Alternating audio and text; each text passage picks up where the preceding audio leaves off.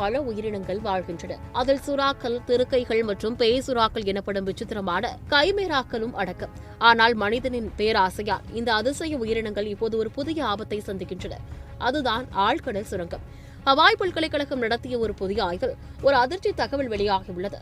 ஆழ்கடலில் கனிமங்களை வெட்டி எடுப்பதற்காக குறிவைக்கப்பட்டுள்ள பகுதிகளில் சுமார் 30 வகையான சுறா இனங்கள் வாழ்வது கண்டுபிடிக்கப்பட்டுள்ளது. இதில் சோகம் என்னவென்றால், இந்த இனங்களில் 2 பங்கு ஏற்கனவே அழியும் நிலையில் உள்ளதாக பட்டியலிடப்பட்டுள்ளன. இந்த ஆழ்கடல் சுரங்கத்தால் என்ன பாதிப்பு என்றால், சுரங்க இயந்திரங்கள் கடலின் தரையை மொத்தமாக சுரண்டி எடுக்கும்.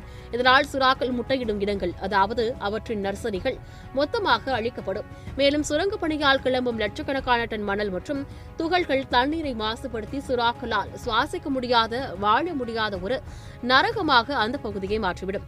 உலகின் 2வது மிக சிறிய சுறாவான pygmy shark, megamouth shark, chocolate skate, point nosed chimaera என பல அரிய வகை உயிரினங்கள் இந்த ஆபத்தில் உள்ளன. விஞ்ஞானிகள் இந்த உயிரினங்களை பற்றி முழுமையாக ஆய்வு செய்து முடிப்பதற்குள் அவை மொத்தமாக அழிந்துவிடும் அபாயம் ஏற்பட்டுள்ளது. எனவே இந்த ஆழ்கடல் சுரங்க நடவடிக்கை